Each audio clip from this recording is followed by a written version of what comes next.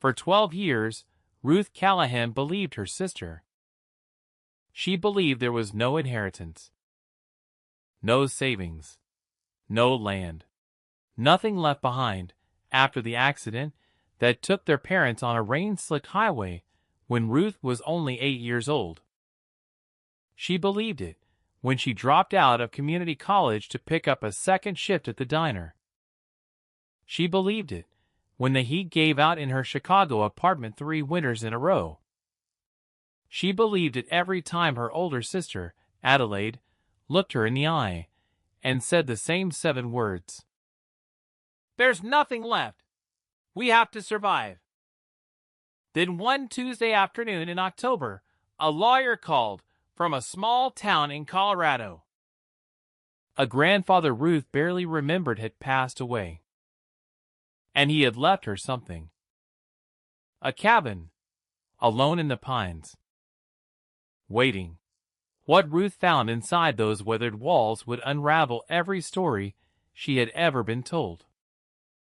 Hidden letters, a forgotten inheritance, a truth her own sister had spent more than a decade burying.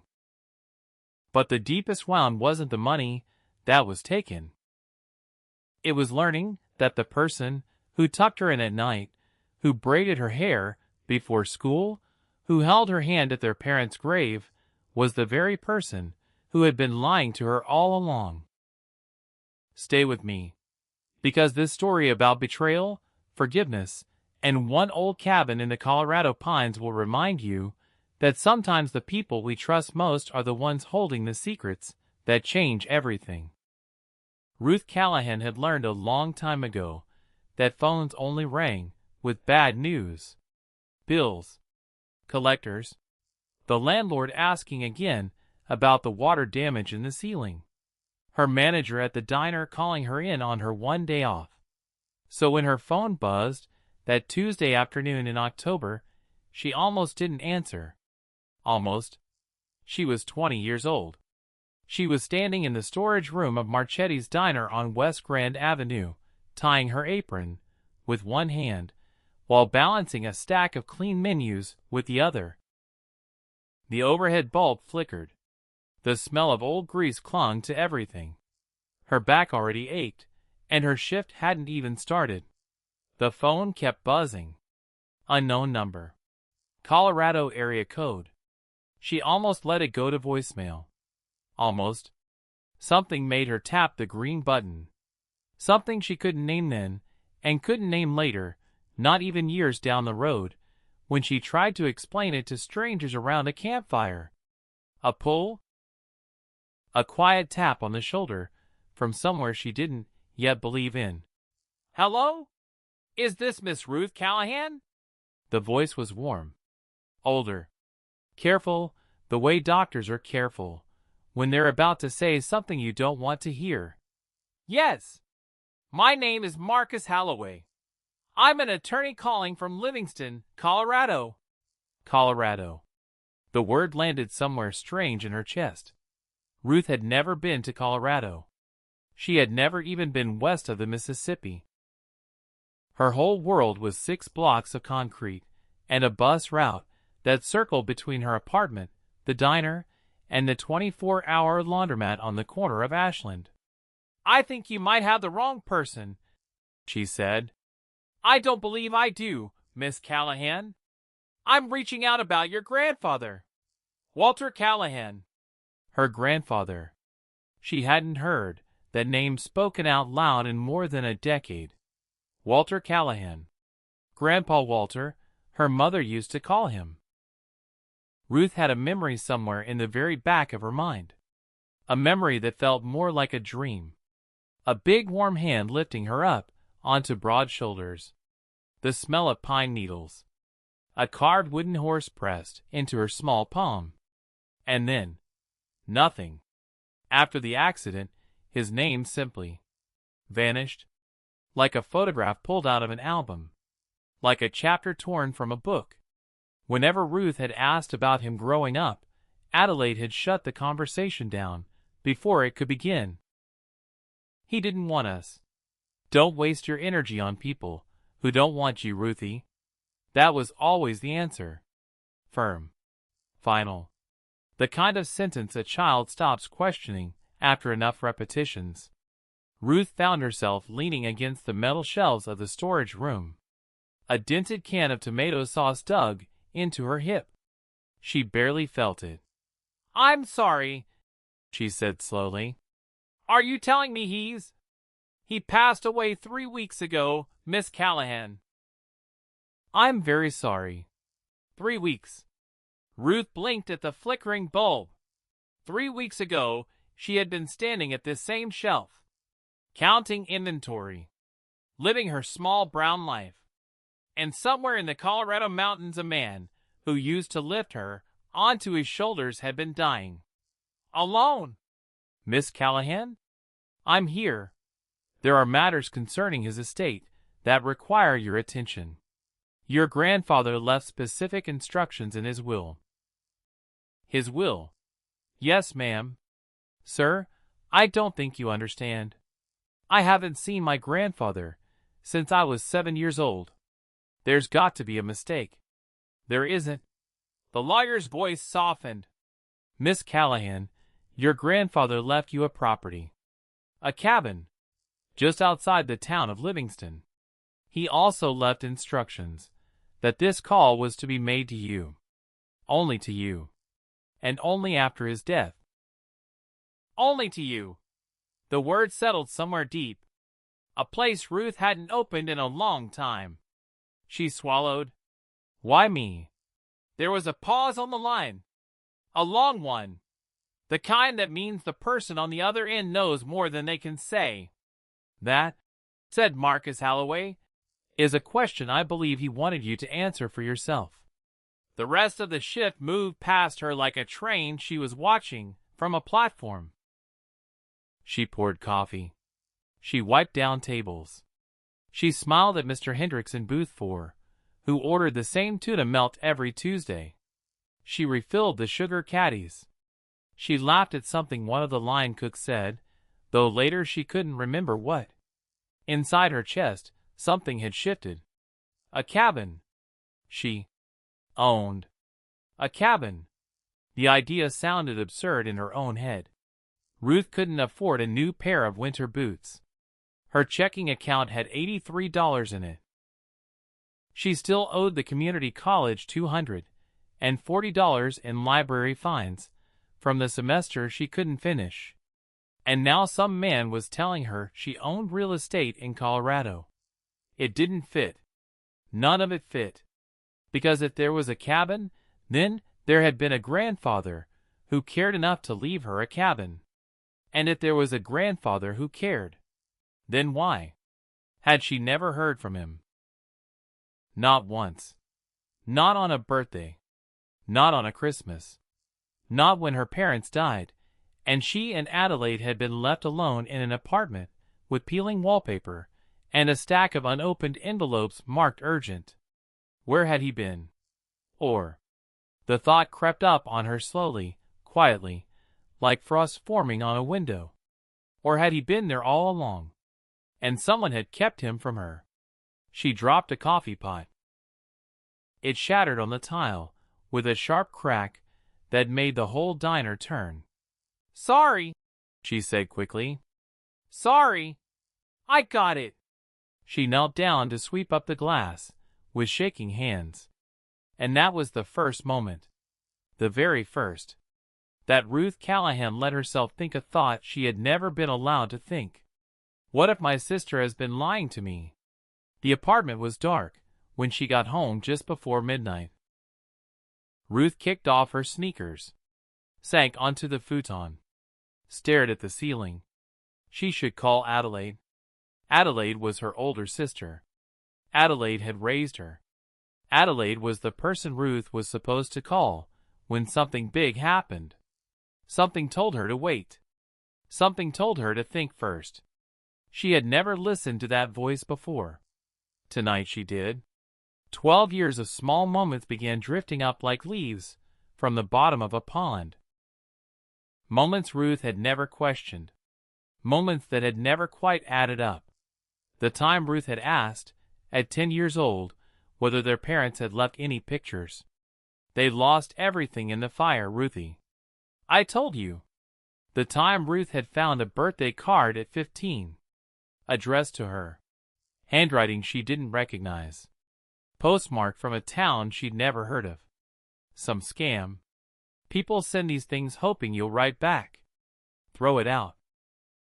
The time Ruth had wondered aloud whether her grandfather might still be alive. He didn't want us, Ruthie. He never even came to the funeral. Never came to the funeral. Ruth sat up in the dark. That one.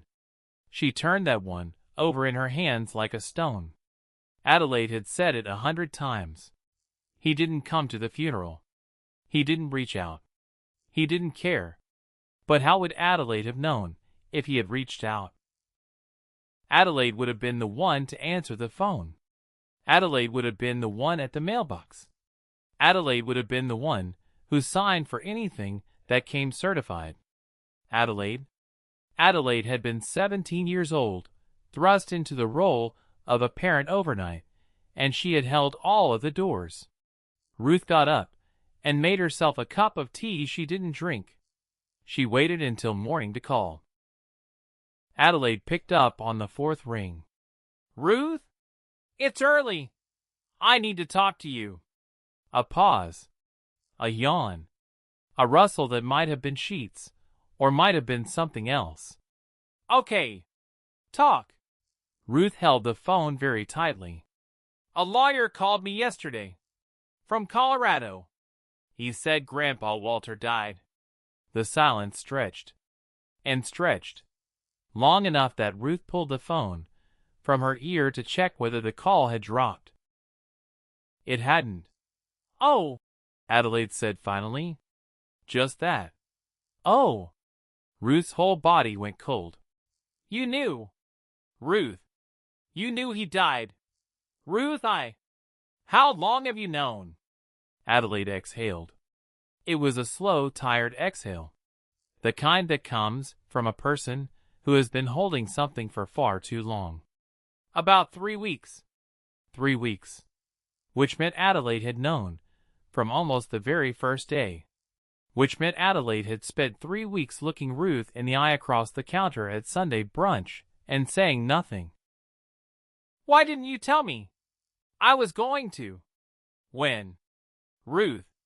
When, Adelaide? I was trying to figure out the right time. There isn't a wrong time to tell your sister our grandfather died. Ruth heard her own voice rising. She almost didn't recognize it. She was not a person who raised her voice. She had spent her entire life keeping the peace, making herself small, apologizing for taking up space. She swallowed, made herself breathe. He left me something, she said quietly. The silence on the other end took on a different shape. It went from tired to alert, from soft to sharp. What do you mean he left you something? A cabin. In Colorado, the lawyer said. Ruth. He said Grandpa Walter left specific instructions for me to come out and... You're not going. That stopped her. She sat up straighter on the futon. What? You're not going out there, Ruth. Adelaide. I mean it.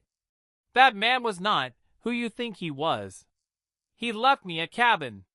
He left you a problem. He left you a broken-down piece of property in the middle of nowhere, and probably a tax bill you can't afford. How would you know? Silence. Adelaide, how would you know what he left me? I'm your sister, Ruth. I'm trying to protect you. Just like I've been trying to protect you for 12 years.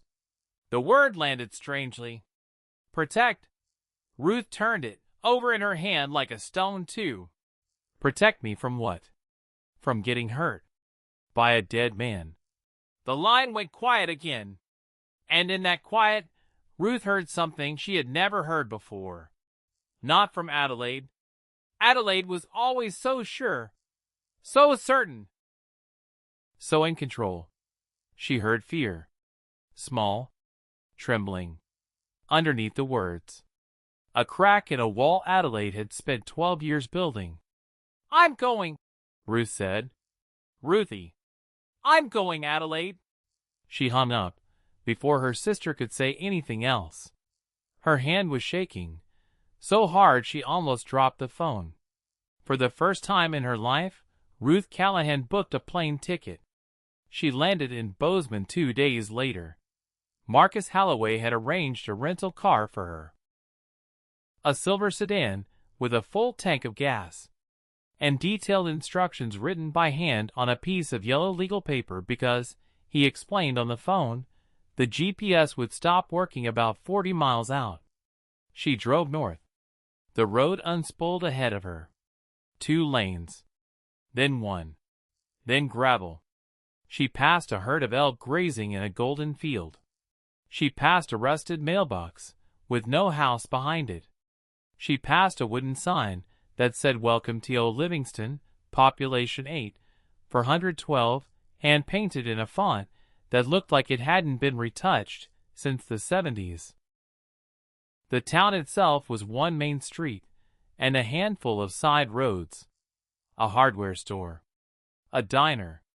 A pharmacy with a faded Coca-Cola sign in the window. A church at the end of the block with a white steeple and a small hand-lettered board out front that said "Even when the road bends, you are not lost." Ruth almost stopped to take a picture of the sign. She didn't. She kept driving. The road climbed. The trees closed in. Pines.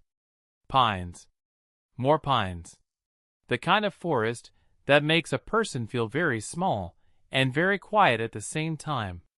And then, at the end of a long dirt drive that curved gently between 2 boulders, she saw it. The cabin. She parked the car and sat there for a moment with her hands on the wheel. It was smaller than she had imagined. A single story of dark wood, weathered by decades of sun and snow. A stone chimney rose from one side. A wide porch stretched across the front, wrapping partway around toward the back. The steps sagged in the middle. The tin roof was streaked with rust in one corner and freshly patched with brighter metal in another. The windows had curtains. Someone had hung curtains. That was the detail that broke her, because abandoned cabins did not have curtains. This cabin was being kept. Ruth stepped out of the car. The mountain air hit her lungs like a slap. Cold and clean, and smelling of sap and stone. Somewhere in the distance, a raven called out. Then silence. She walked slowly up the drive, her boots crunching on gravel and pine needles. The key was under the 3rd porch board, from the left, exactly where Marcus Holloway said it would be. She let herself in. The inside of the cabin smelled like cedar and cold ash, and something faintly sweet, like an old jar of honey left forgotten on a shelf. Ruth stood in the doorway, with her hand still on the frame. The main room was one open space. A stone fireplace on the far wall. A worn leather armchair pulled close to the hearth. A hand-braided rug in colors that must have once been red and gold. A small kitchen tucked into the corner, all wood and copper. A round table with 2 chairs. Two, as though someone had always expected a second person. She stepped inside. The floor creaked under her. She walked slowly through the room, running her fingers along the backs of chairs, along the edge of a shelf, along the wooden beam that ran across the ceiling. Everything was clean. Not the sterile clean of a hotel. The lived-in clean of a place that someone had been dusting off. There was a hallway. 2 bedrooms. One larger, with a quilt spread neatly across the bed. One smaller, with a single twin mattress made up, as if for a child. She stood in the doorway of the smaller room for a long time. The quilt was pale blue. There was a stuffed rabbit sitting on the pillow. A rabbit that looked like it had been there for a very long time. The kind of rabbit with a face worn soft from being loved. Ruth did not remember owning a rabbit. But somewhere, underneath the quiet in her chest, Something remembered. The first night, she built a small fire in the hearth. She sat in the leather armchair and pulled a wool blanket over her legs. She ate half a granola bar from her backpack and drank a glass of water from the tap that came out cold enough to hurt her teeth. For the first time in a very long time. There was no shift to get to, no bill to worry about, no landlord to avoid, just a girl, and a fire, and silence. She almost fell asleep in the chair. And then, somewhere around 11 at night, she heard a small dry sound from the fireplace. A pop, and then a soft scraping. She sat up. Something had shifted inside the chimney, or above it. Something had come loose. She reached for the flashlight on the side table and clicked it on. A small object had fallen from behind the mantel onto the hearth. It was flat, pale, slightly curled at the corners. Ruth leaned forward. A photograph. She picked it up carefully, turned it toward the firelight. Her breath left her body. It was her, at maybe 7 years old, standing on this very porch, in a red winter coat, holding the hand of a woman with dark hair and kind eyes. Her mother? Her mother was laughing at something, her head tipped back, one hand raised, as if to shield her face from the camera. And behind them, a tall man with silver hair and a beard was crouched down slightly, his hand resting gently on the shoulder of the child. Grandpa Walter. Ruth stared. She had been here. She had been here. She had stood on this porch. She had held her mother's hand. She had known this man. And someone, somewhere, in the 12 years since her parents died, had made her forget. Her hands began to shake. She lifted the flashlight to the mantel, ran her fingers along the wooden beam. The right corner sat slightly higher than the left, just barely. She pressed on it gently. Something gave. The beam shifted. A narrow slot appeared where the wood met the stone, just wide enough for a hand. Ruth swallowed hard. She reached in. Her fingers brushed cloth. She pulled, and out came a bundle, wrapped in what looked like an old flour sack, tied with faded twine. She sat back on her heels, the bundle in her lap, the fire crackling behind her. She untied the twine with trembling fingers. Letters, dozens of them, stacked, neat, every one addressed in the same careful hand.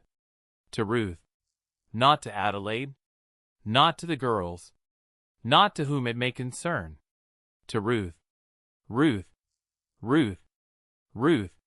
The postmark on the top envelope was almost 12 years old, which meant he had started writing to her almost the day her parents were buried.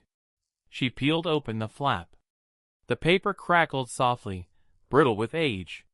She unfolded the letter with the care of someone handling a butterfly. My dearest Ruth, if you are reading this, then something has gone very wrong, or something has finally gone very right. I do not know yet which one it will be. Your mother and father loved you more than any words I could put on paper. Please never, ever let anyone tell you otherwise. I do not know if this letter will reach you. Your sister has asked me not to write. She is very young, and she is very frightened, and I understand. But you are also very young, and you are also very frightened, and I cannot bear the thought of you growing up believing you were forgotten. You were not forgotten, Ruth. Not for a single day. Ruth pressed the letter to her chest. She could not breathe.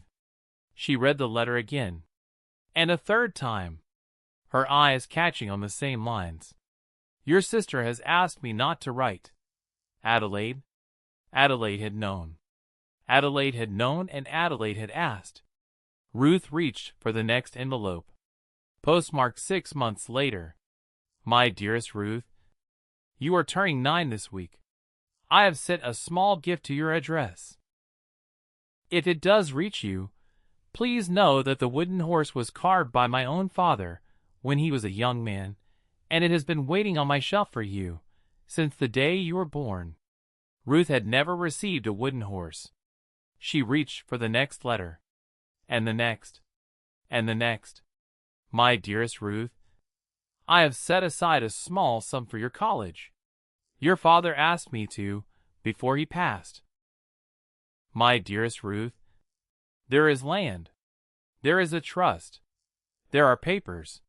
Do not let anyone tell you there is nothing. My dearest Ruth, if a day comes when you find these letters, please forgive me for not fighting harder. Grief does strange things to a family. And your sister was a child, too." Ruth was weeping now, weeping without sound. She did not know when she had started. She sat on the floor of her grandfather's cabin surrounded by a lifetime of letters that had never reached her.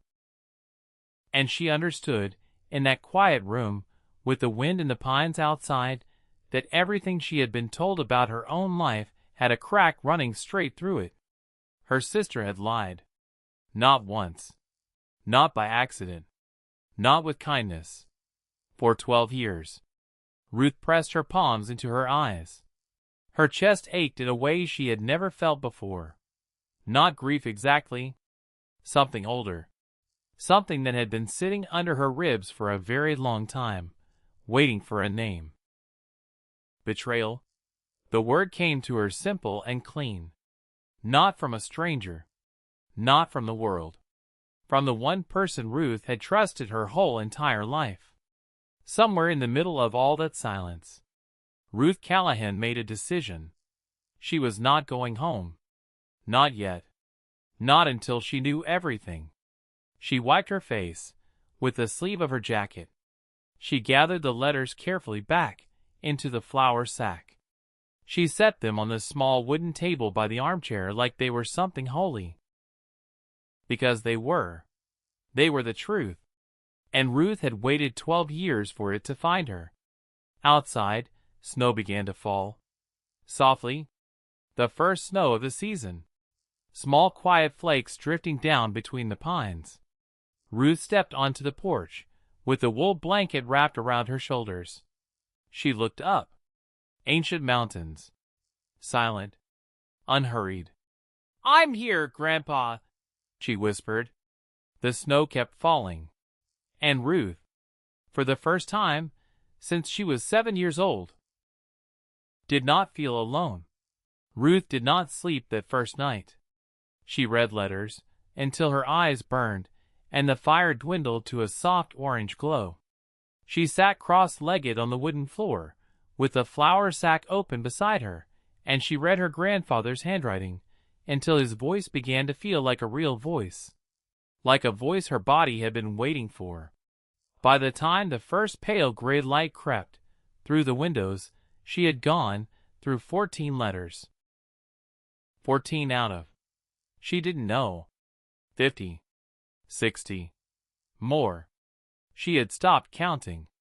Adelaide had called 4 times in the night. Ruth had watched her sister's name glow in the dark like an accusation, and had let it ring. She wasn't ready. Not yet. Because every letter she read was another small nail being driven into a coffin she didn't yet know how to close. She made coffee in the small copper pot on the stove. She stood at the kitchen window and drank it black because there was no cream and no sugar, and she didn't care. The snow from the night before had dusted the whole valley in white. The pines held it in their branches like careful old men holding a secret. Somewhere far below the ridge, a stream she couldn't see was running under the ice. Ruth felt very small. And very awake. The kind of awake that comes only after a person has cried themselves into a new shape. She set down the coffee, wiped her hands on her jeans, and she began to search. Because if her grandfather had hidden letters behind the mantel, he had hidden other things too. She started in the pantry. She pulled every jar down, every tin, every dusty bag of flour that had probably been there since the Reagan administration. Behind the last row of preserves, taped to the back of the shelf, was a small envelope. Nothing dramatic, just a folded index card inside. Ruthie, if you're this far, you already know the truth. But truth without proof is only a story. And stories can be argued with. Proof cannot. Look up, gee, look up. Ruth looked up. The pantry ceiling was low. Bead board, painted a soft cream color a very long time ago. She pushed one of the panels gently with her fingertips. It shifted. Her breath caught. She pulled a chair over, climbed up, pushed harder. The panel lifted with a soft dry sound, and she reached her hand up into the darkness. Something metal, cold, a tin box, old, rectangular, the kind that used to hold Christmas cookies. She lowered it slowly, sat down on the pantry floor, set the box in her lap. Her hands trembled. She opened it. Inside were papers. A property deed. To land in a place called Elk Creek, Colorado. Signed by her father. Dated 8 months before he died. An insurance policy. Life. $500,000. Beneficiary, Ruth Marie Callahan. An education trust. Set up in her name. With a starting balance she read 3 times, because she thought she was misreading it. An account statement. From First Valley Trust in Livingston. Also in her name. Ruth sat on the pantry floor holding a small tin box that contained her entire other life. The life she was supposed to have had. She did not cry. Her tear ducts had gone somewhere quiet, somewhere behind glass. She simply held the papers. And then she said out loud, to no one, to the empty pantry, "Okay." Just that. "Okay. Okay, Grandpa. I see it."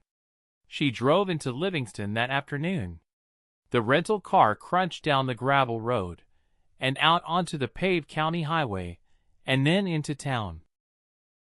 At the end of the main street, right where the road began to curve up into the hills, a modest brick building with brass letters over the door. First Valley Trust. EST 1946. Ruth parked. Sat for a moment, with her hand on the ignition. Then she got out and pushed through the door. A bell tinkled softly overhead. The inside of the bank smelled like old wood and lemon polish. There were only 3 teller windows. 2 of them were empty. Behind the third stood a woman in her early 70s, with silver hair pinned back in a neat twist, and a pair of half-moon glasses on a beaded chain around her neck.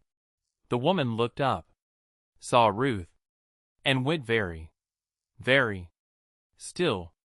For a long moment, neither of them moved. Then the woman set down the pen she was holding, removed her glasses, placed them carefully on the counter, and came out from behind the window. She was small, maybe 5'2", wearing a soft cardigan the color of wheat. She walked straight to Ruth, stopped in front of her, looked up into her face, and whispered, "You have his eyes." Ruth's throat closed. "I'm sorry," she said. You're Ruth." "Yes." "Oh, honey." The woman reached up and cupped Ruth's cheek with a hand that was cool and dry and smelled faintly of hand cream and paper. "I'm Eleanor Briggs," she said. "I've been waiting to meet you for a very long time." Eleanor led her back through a small door and into a room with a heavy metal grill and a wall of safety deposit boxes. She moved with the ease of a woman who had done this 1,000 times. "Your grandfather," she said, unlocking the grill, "was one of the finest men I ever knew." Ruth said nothing. She could not trust her voice. "He came in as often as his knees would let him." Rain, snow, hail. Sometimes just to say hello. Sometimes to add to your box. My box. Yes, dear. Your box. Eleanor slid a long metal drawer out of the wall and set it gently on the polished wooden table in the middle of the room. Do you have the key? Ruth fumbled in her jacket pocket, pulled out the small brass key she had found that morning, set it on the table. Eleanor smiled a very small smile. He said you would bring it. Ruth's hand shook when she picked it back up. She had to try 3 times before it slid into the lock. The box opened with a soft metallic sigh. Inside were 3 things: a thick manila folder, a flash drive, and a cashier's check. Ruth pulled the check out first. She looked at the amount. She looked at it again. She sat down. She did not decide to sit down. Her legs simply made the choice for her. Eleanor was already sliding a wooden chair under her before she hit the floor. The check was not for millions. Not for the kind of number that changes what neighborhood a person lives in for the rest of their life. But it was enough. Enough to pay every bill Ruth had ever owed. Enough to finish school. Enough to breathe. Enough that Ruth would never again have to choose between the phone bill and the electric bill on a Tuesday afternoon in February. Ruth pressed the check to her chest. And this time she did cry. Because someone, somewhere, had been thinking of her. For years. She was not, and had never been, alone. Eleanor stood a polite distance away with her hands folded. She did not rush Ruth. She did not offer platitudes. She simply stood. The way older women who have lived through their own quiet griefs know how to stand. After a while, Ruth wiped her face, took a breath, and opened the folder. Every page was organized with the careful, methodical hand of a man who understood that memory is unreliable, but paper is not. Bank statements from an account in Ruth's name at a bank in Chicago that Ruth had never heard of. Deposits. Small, regular deposits. Made every month for 11 years. Every deposit was followed, within a week, by a withdrawal. Every withdrawal was signed by a name Ruth knew, as well as her own. Adelaide M. Callahan. Ruth stared at the signatures. Not one signature. Not 2. Dozens. Years of them. Her sister had opened an account in Ruth's name. Had received her grandfather's monthly deposits into that account. And had withdrawn every single one. Ruth turned the page. Wire transfers. Tuition payments to a college Ruth had never attended. Which meant, somewhere in the state of Illinois, there was a school that had received 7 years of tuition checks under Ruth's name that Ruth had never seen. Which meant, someone had used her name. Someone had used her future. Ruth's hands were very cold. She turned another page. A photocopy of a letter. In Adelaide's handwriting. Addressed to Grandpa Walter. Dear Grandpa, thank you for the deposit. Ruth is doing well. She has adjusted to school and made some new friends. She is not ready to speak with you yet, but I promise I will keep telling her about you. Please continue to send the payments to the same account. It is the only way I can be sure she is taken care of. Love, Adelaide.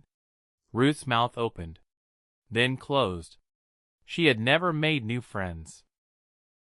She had transferred schools 3 times in 3 years, because Adelaide kept moving them into smaller and smaller apartments. Ruth had cried herself to sleep for the whole of 4th grade. She had never adjusted. She had barely survived. And Adelaide had written to their grandfather that Ruth was thriving. Adelaide had been narrating a whole other version of Ruth's life to the one man who was trying to help. Ruth put the letter down on the table very slowly. As if it were a small, dangerous animal she did not want to startle. Eleanor was watching her. "Are you all right, dear?" Ruth laughed. A sharp, broken little laugh. "No," she said. "I don't think I am." Eleanor nodded, as though this were the correct answer. "Then let's look at the last thing," she said gently. "And then I think you and I need to go across the street, because you are the color of skim milk, and I will not send you back up that mountain in this condition." Ruth almost smiled. She reached for the flash drive. Eleanor set her up at a small desk in the back office of the bank with an old laptop and a cup of water. She closed the door softly on her way out. Ruth slid the flash drive in. There was only one folder on it. For Ruth. Inside were 3 files: a document, a spreadsheet, and a video. Her hand hovered over the mouse. She clicked the video first, because she was not brave enough for the spreadsheet yet. The screen flickered, went black, and then her grandfather was there. He was sitting in the leather armchair, the armchair Ruth had slept in the night before. She recognized the corner of the fireplace behind him. He looked older than the photograph on the mantel. Much older. His silver hair had gone thin at the crown. His shoulders had rounded. His hands, folded in his lap, looked like the hands of a man who had spent too many mornings in the cold. But his eyes were the same. "Hello, Ruthie." Her throat closed on itself. He gave a small crooked smile. "I don't know when you'll see this, sweetheart. It might be next month. It might be next year. It might be after I'm gone. That's the most likely one. So I'll just talk to you like you're already the woman I think you'll be by then." He cleared his throat. "There's a lot to say, and I don't have as much time as I used to. So I'll try to say the important things first." He paused, looked down at his hands, then back up. "Number 1. You were not forgotten. Not by me. Not by your mother. Not by your father. Not for a single day of your whole entire life." Ruth pressed her hand to her mouth. "Number 2. What happened between me and your sister was not your fault. None of it. I need you to hear that from me directly." The video went blurry. Ruth realized her eyes were full. "Number 3. And this is the hardest one, honey. So I'm just going to say it. Your sister took the money." Ruth stopped breathing. "I sent it to her. For you. And she took it. I don't know all the reasons. I have my guesses. She was very young when your parents died. She was scared. She made a decision. And then she made another. And another. And by the time I understood what was happening, it had been so many years. I didn't know how to stop it without breaking you both." His voice cracked. He took a moment. "I made a choice, Ruthie. I chose to keep sending the money, even after I knew. Because I wanted to make sure that at least some of it was there when you needed it. So I set up the trust in your name. I put the deed in your name. I put the insurance in your name. I made sure that no matter what Adelaide did with the monthly checks, there would be something left, waiting, in this cabin, in that bank." He gestured vaguely around him. "For the day that the truth finally found its way to you." Ruth was weeping now, silently, her whole body shaking. "Ruth, listen to me. This is the most important part. Do not let this turn you into something small." He leaned closer. "There is a version of this story where you become bitter, and you spend the next 30 years being angry. I would understand that version." He shook his head. "But you are your father's daughter. And your father was the kindest man I ever knew. And your mother was the strongest. And what they made together was you. So please, do not let one woman's fear cost you the life your parents wanted you to have." He was quiet for a moment. Then he smiled. A very tired, very sweet, very old smile. "I love you, Ruthie. I have loved you every day of my life. And every day of yours." He reached forward. The video ended. Ruth sat in the little office at the back of First Valley Trust, staring at the frozen last frame of an old man's hand reaching toward the camera. And she wept. She wept for the child she had been. She wept for the letters that had never arrived. She wept for the grandfather she would never meet in this life. She wept for the sister she suddenly did not know how to name. And underneath all of it, she felt something she did not expect. Love. Enormous, steady, patient love. Sent across 12 years and 1,000 miles by a man she had barely known. Waiting for her. The way the cabin had waited for her. She closed the laptop with a soft click. And she whispered, "Okay, Grandpa. Okay." Eleanor took her across the street to the copper kettle. She ordered Ruth a bowl of tomato soup and a grilled cheese, and did not let Ruth argue. She sat across from her in a red vinyl booth and waited until Ruth had eaten most of the sandwich before she spoke. "He talked about you every time he came in," Eleanor said. Ruth looked up. "He would sit down at my window, slide me an envelope, and then he'd say, 'Any day now, Eleanor. She's coming any day now.'" Ruth put down her sandwich. "For years? For as long as I knew him." Ruth pressed her lips together. "Miss Briggs. Eleanor, honey. Eleanor. Do you know if my sister ever came out here?" Eleanor took a slow sip of coffee. "Not to the bank. But somewhere. There was one visit. Once. Very early on. A few months after your parents passed.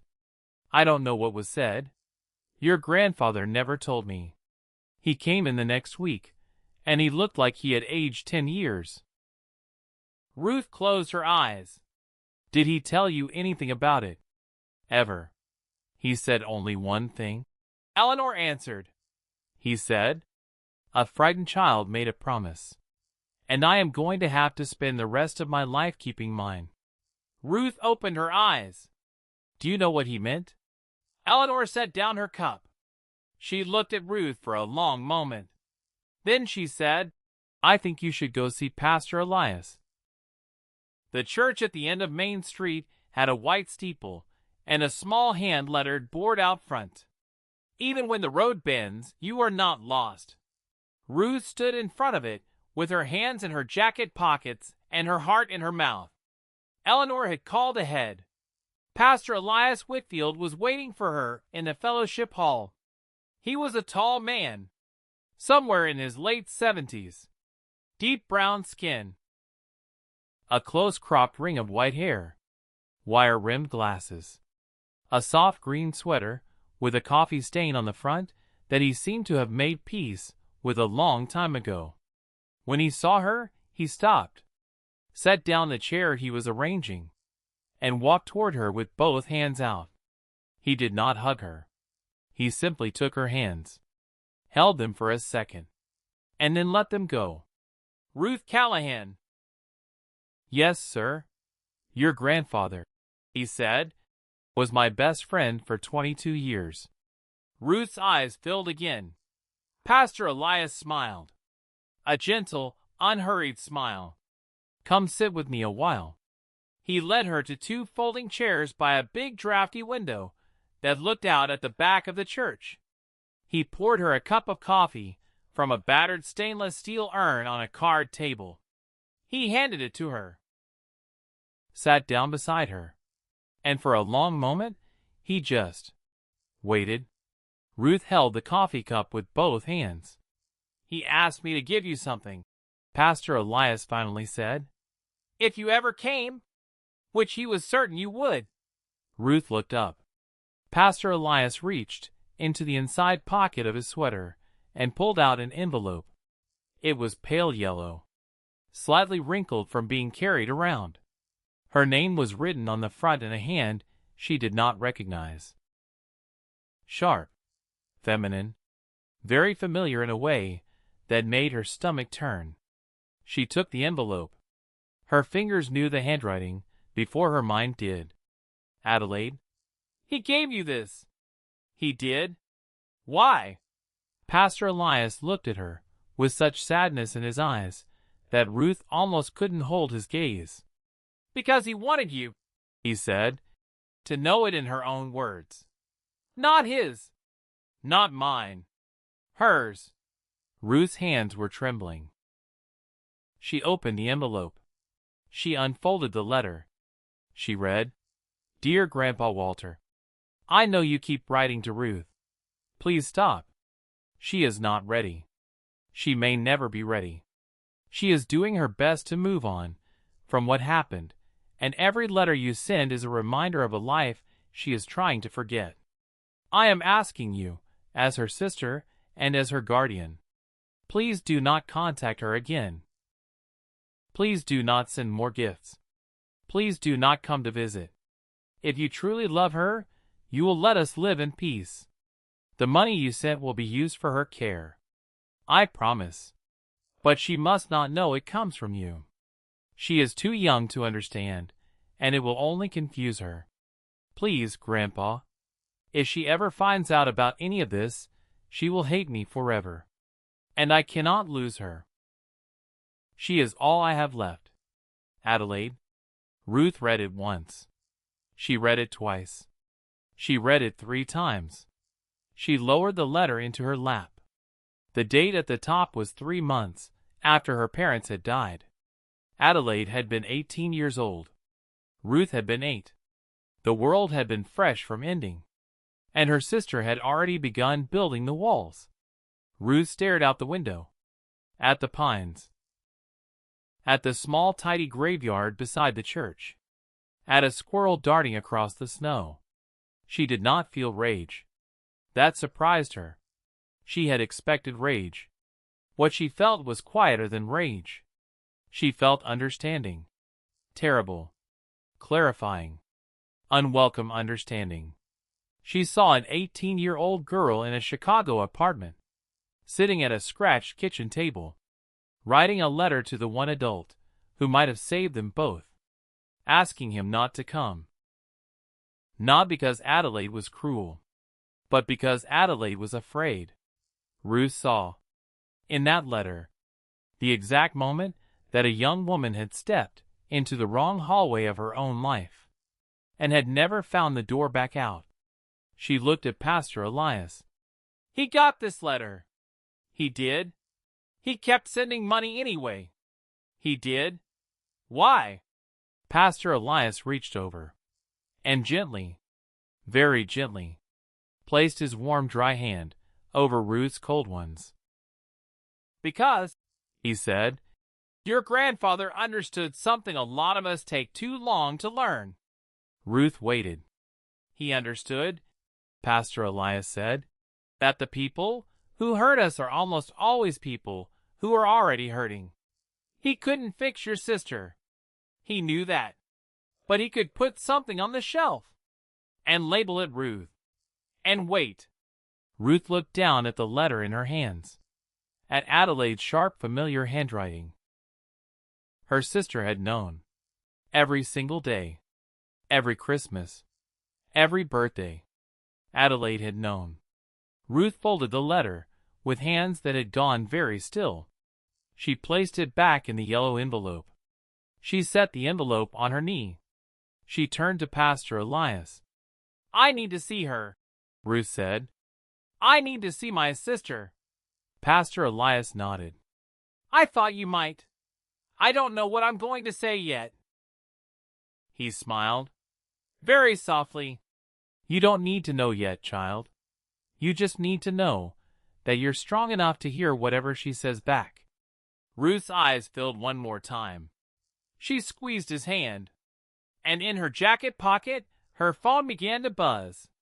She pulled it out. The screen glowed in the dim church light. Adelaide. Ruth stared at the name. 12 years of a sister. 12 years of tucking in, and hand-holding, and Christmas mornings, and diner shifts, and small brave lies. She took a breath, and she answered, "Ruthie." Adelaide's voice was cracked, tired, wrong. Nothing like the sister who had always been so certain, so in control. "Ruthie, please." Ruth closed her eyes. "I'm coming," Adelaide said. "I'm coming out there. I'll be there tomorrow. I need to. Ruthie, I need to tell you. I've been carrying it for 12 years, and I can't. I can't anymore." Ruth opened her eyes. She looked at Pastor Elias. He was watching her, with the gentle, steady patience of a man who had counseled 1,000 souls through the worst days of their lives. Ruth swallowed. "Come," she said quietly into the phone. "Come to the cabin." And Ruth hung up. At the threshold of the church door, Pastor Elias took her hands one more time. "Ruth, there is only one thing I will ask of you.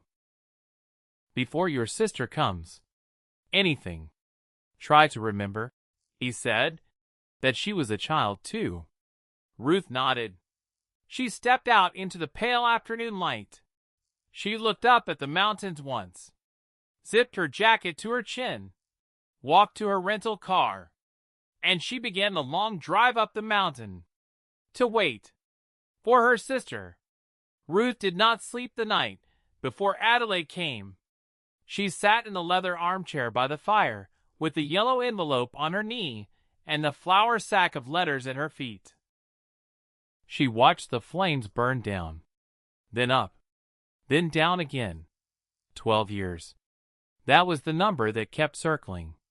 12 years of there's nothing left. Ruth turned the yellow envelope over in her hands. Adelaide's handwriting looked so young on the front, so confident, so certain. The handwriting of an 18-year-old girl who thought she knew what she was doing. Ruth wondered when Adelaide had stopped believing she knew. She wondered if Adelaide had ever believed it at all.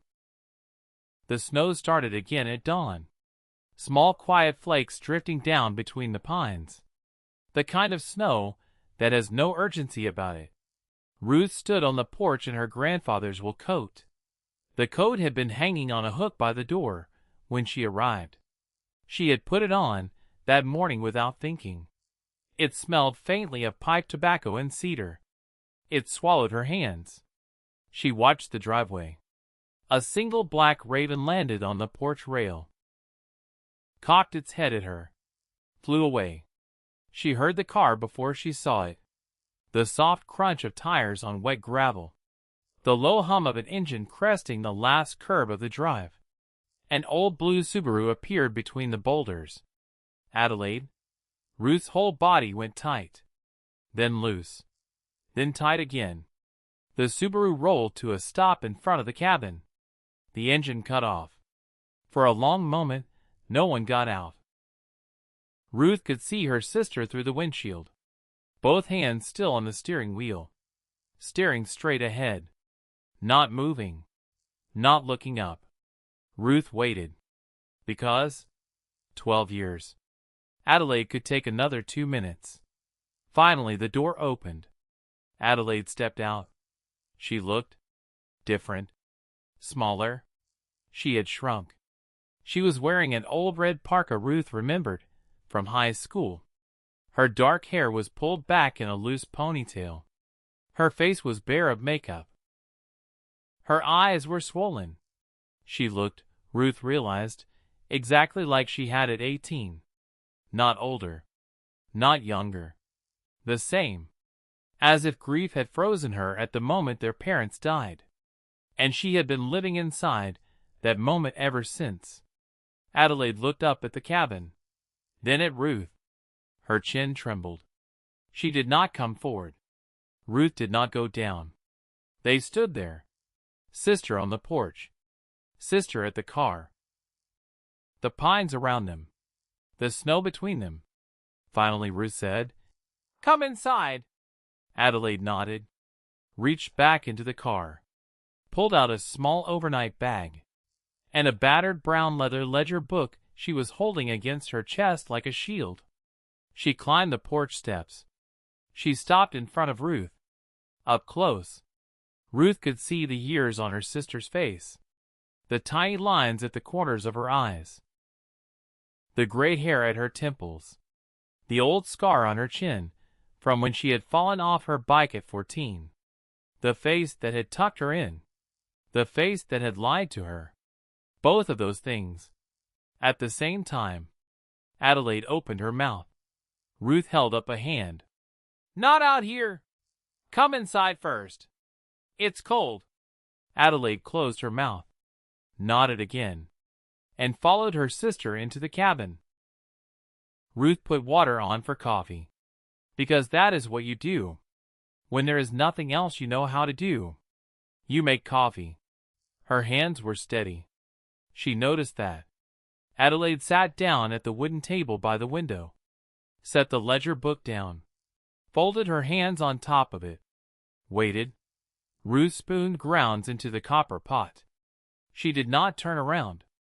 "I saw the letters," Ruth said. Adelaide inhaled sharply. "I saw the videos. I saw the trust. I saw the deed. I saw the bank statements with your signature on them. Every single one." Silence. "I saw the letter you wrote him when you were 18. Ruth heard a small sound behind her. She turned. Adelaide was crying. Not loudly, not dramatically, just tears running down her face, while she sat very still, with her hands folded on top of a ledger book. Like a child who had been called to the front of the classroom. Ruth had never seen her sister cry like that. Not at their parents' funeral. Not at any point in 12 years. Adelaide had always turned her face away, wiped her tears in private, come back smiling and dry-eyed and ready to keep going. Not this time. "Ruthie, don't! Ruthie, please! Don't call me that yet!" Adelaide closed her eyes. Ruth turned back to the stove. The water was starting to steam. "I want you to tell me," Ruth said. "Everything. From the beginning. Every single thing you did. Every lie. Every dollar. Every time you looked me in the face and told me our grandfather didn't want us." She poured the water over the grounds, turned around, leaned against the counter, crossed her arms. "And when you're done, then I will decide what I do next." Adelaide opened her eyes. She nodded. She began. She told Ruth about the day of the funeral. She was 17, in a black dress that did not fit her, standing at the graveside with Ruth's small hand in hers. Ruth had been 8. Adelaide had not slept in 4 days. She told Ruth that when they got back to the apartment, there had been a stack of envelopes on the kitchen table. Bills, notices, a foreclosure warning on the house their parents had been buying, a hospital invoice for the ambulance ride Ruth's mother had died in. She told Ruth that she had sat down at the table, and she had opened every one, and she had cried, alone, in the dark, for 6 hours, because their parents had been careful people. Adelaide had heard her father say the word 1,000 times. Careful, careful, careful. But careful people still had bills, still had mortgages, still owed money for the paramedics who had tried to save them. She told Ruth that the next morning, Grandpa Walter had called. He had said, "I'm coming out. I'll be there Friday." And Adelaide had said, "No." Ruth's arms tightened around herself. "Why?" Adelaide looked up at her. "Because he had fought with Dad, years before. About Mom. About the wedding. There were family things I didn't fully understand. And I was 17.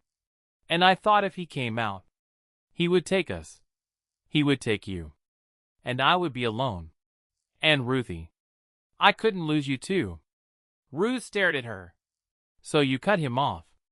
So I cut him off. And then he said money. And then he said money. For me. For you. And you took it? Adelaide flinched. Yes. The first check. The first check was for the funeral. He sent it directly to the funeral home. I let that one happen. Because it was already done. The second one. The rent. The third. Groceries.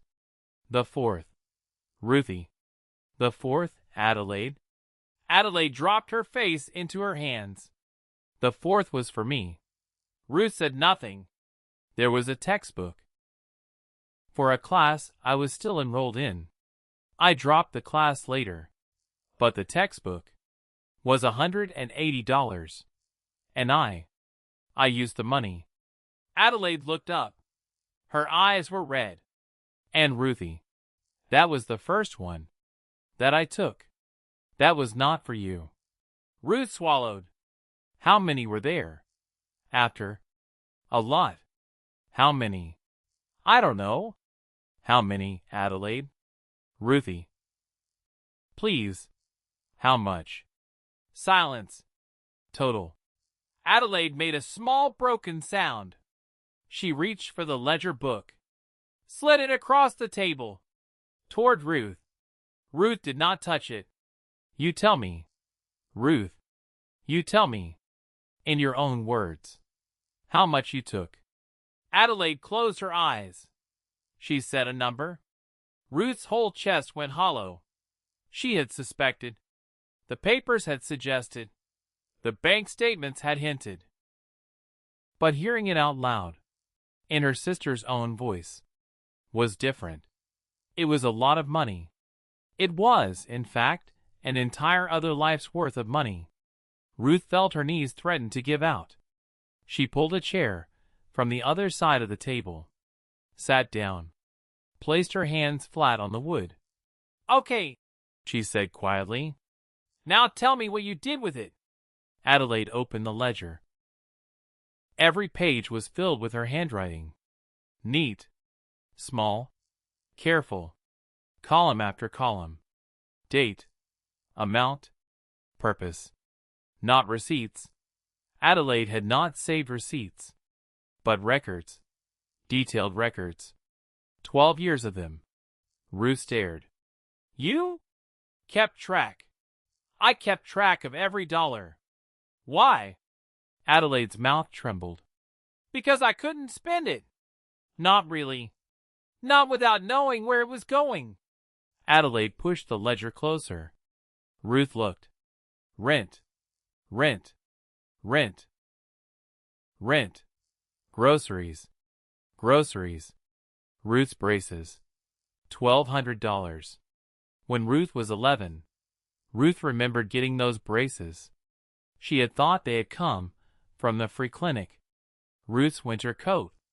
$93. When Ruth was 13, Ruth remembered that coat.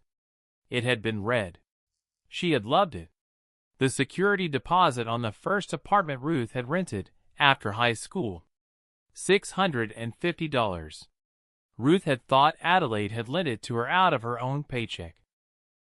Ruth's 21st birthday dinner at the little Italian place on Taylor Street. Adelaide had insisted on paying. The community college registration fee. $212. Ruth turned another page. And another. And another. Some pages were for Ruth. Some pages were for household. Some pages were for me. The me column was small. Startlingly small. A textbook here. A pair of work shoes there. A trip to a dentist Adelaide had needed, but had put off for years. A cheap second-hand car Adelaide had bought when Ruth was 16, so she could pick Ruth up from her diner shift at 11 at night. Ruth turned to the last page.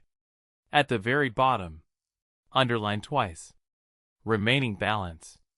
A number. A very large Number. Ruth looked up at her sister.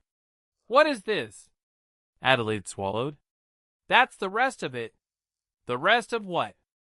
The rest of the money he sent. You didn't spend it. I couldn't. Adelaide. I couldn't, Ruthie. I would open my mouth to buy something for myself, and I would see his face, and I would put it back on the shelf. So I put it in an account, and I let it sit. And I told myself that someday, when I figured out how, I would give it back to you. She was sobbing now. Quiet, steady, broken. I never figured out how, Ruthie. Every year I would think, this year, I'll tell her this year. And every year I couldn't lose you.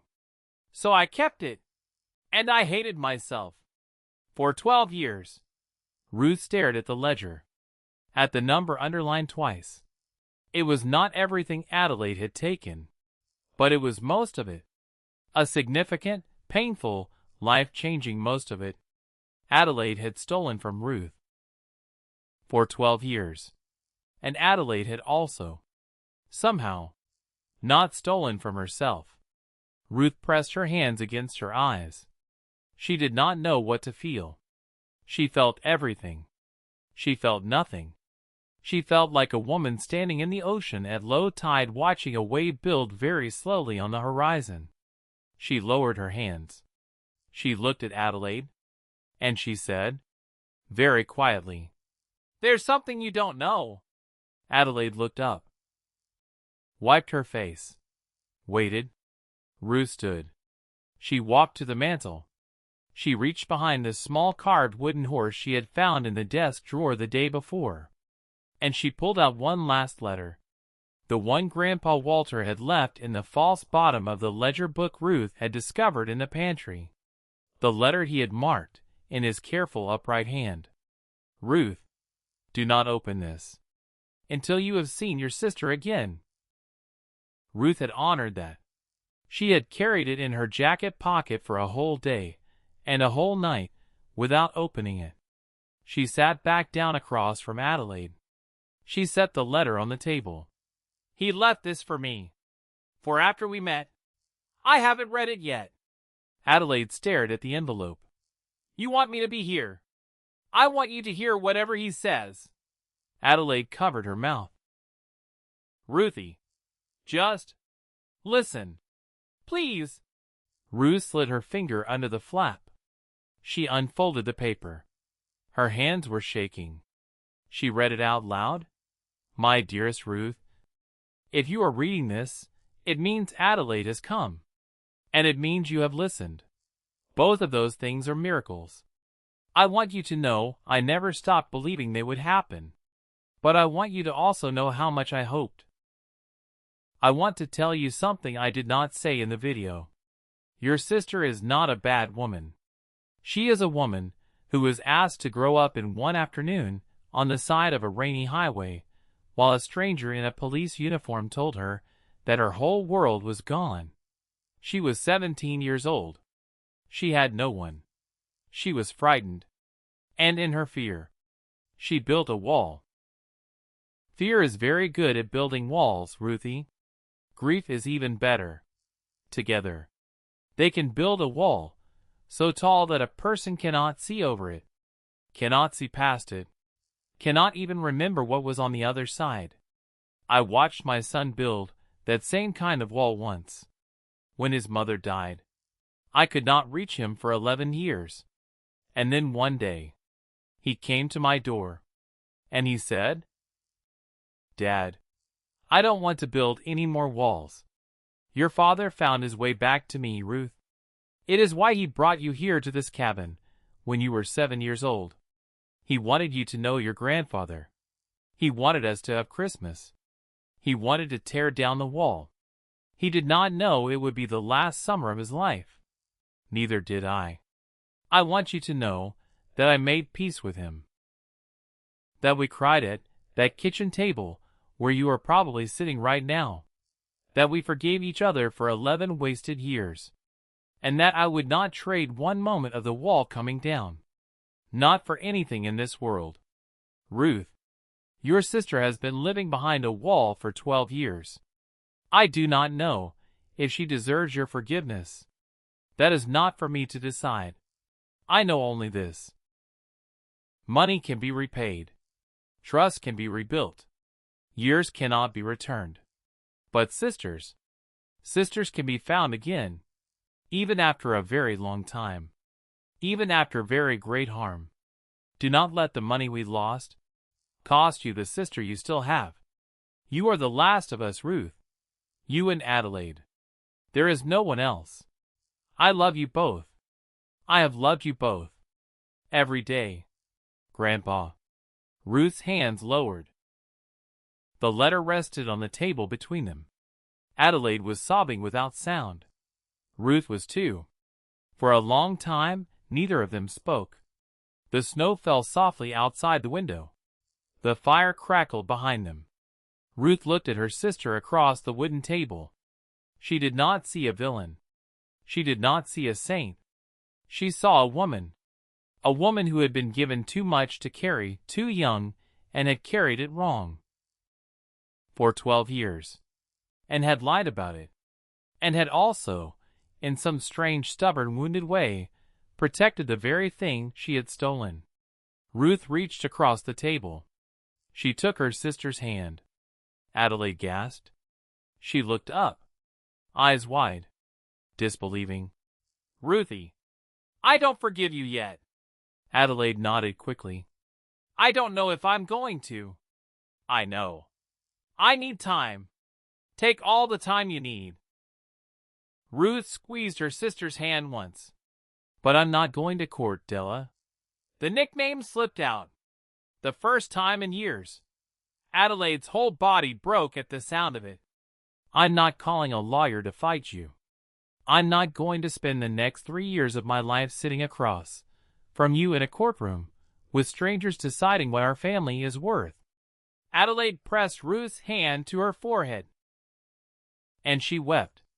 And she wept. Ruth let her. She stroked her sister's hair with her other hand. Very gently. The way Adelaide had once stroked hers. On a rainy September night 12 years ago, when the world had ended. We're going to do this the Callahan way, Ruth whispered. Whatever that means now. Whatever you say, Ruthie.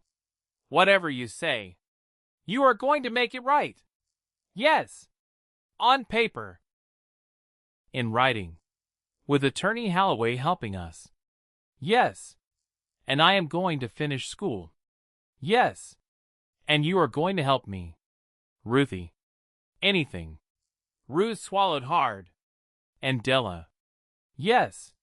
You are going to tell me. Everything else. Every single other thing you have ever hidden from me. Not today. But over time. You are going to open every door in yourself that you closed in 2013. And you are going to let me see. Adelaide nodded against Ruth's hand. I will. I will. Ruth exhaled slowly. Because Grandpa was right. You are the last of us. And I am the last of us. And I have already lost too many people to lose you too. Adelaide covered her face and cried harder. Ruth stood, went around the table, and wrapped her arms around her sister for the first time in 12 years, without holding anything back. Adelaide clung to her. The way children cling. The way drowning people cling. Ruth held her. And in that small wooden cabin, with the snow falling, and the fire crackling, and Grandpa Walter's letters stacked neatly on the shelf. The two Callahan sisters, for the first time in 12 years, cried together. They stayed at the cabin for 11 days. Ruth had thought it would be 3, but every morning there was more to say. Every afternoon there was another old story to unpack. Every evening they made a small dinner, from whatever they could find in the pantry. Chili from a can. Cornbread from a box mix. Coffee. Attorney Marcus Holloway drove up to the cabin on the 4th day. He brought a briefcase full of paperwork. He also brought a tin of homemade oatmeal cookies from his wife. He sat down at the wooden table across from both sisters. He looked at Ruth over the top of his glasses. "Miss Callahan, I want to make sure you understand your options." "I understand them." "You are entitled to file criminal charges." "I know." "You are entitled to civil recovery." "I know." "You are entitled to a full accounting under court supervision." "I know all of it, Mr. Holloway." He nodded slowly. "Then let me ask you. What do you want?" Ruth looked at Adelaide. Adelaide looked at Ruth. Ruth looked back at the attorney. "I want a private settlement. In writing. Signed by both of us. Witnessed by you. My sister will return the balance that remains. She will repay a portion of what was spent, over time, at a rate that doesn't crush her. She will not touch any account that has my name on it ever again. And she will help me manage the money my grandfather left, so that I do not have to learn all of this alone at 20 years old." Attorney Holloway wrote it down. He looked up. "And what would you like to do with the rest?" Ruth thought about it. She looked out the window at the small stone chapel visible in the distance through a break in the trees. "I would like to start a fund," Ruth said. "A small one. Nothing fancy. For children in Colorado who have lost their parents, so that no 8-year-old girl and no 17-year-old girl ever has to sit alone in a Chicago apartment, opening bills, with no one to help them." Attorney Holloway lowered his pen. He was quiet for a moment. "In whose name?" he said gently. Ruth's eyes filled. "In my parents' name." Adelaide reached under the table and took her sister's hand. Attorney Holloway wiped his eyes with the back of his hand, then pretended he hadn't, then wrote it down. "That will do just fine, Miss Callahan," he said. "That will do just fine." 6 months later, on a soft June morning, Ruth stood on the porch of the cabin in a pale yellow dress. The pines around her were full and green. The mountains behind her were bright with the last of the melting snow. A hand-lettered wooden sign had been nailed to the porch railing. The John and Catherine Callahan Home, 3241 Elk Creek Road. For children who need a place to begin again. Adelaide stood beside her. Adelaide had cut her hair. Adelaide had moved to Livingston. Adelaide worked part-time at Pastor Elias's church and part-time at First Valley Trust helping Eleanor with the books. Adelaide had stopped wearing the old red parka. Adelaide had stopped apologizing every 5 minutes. Adelaide had started, in her quiet, unshowy way, to become someone new. Not a woman without a past.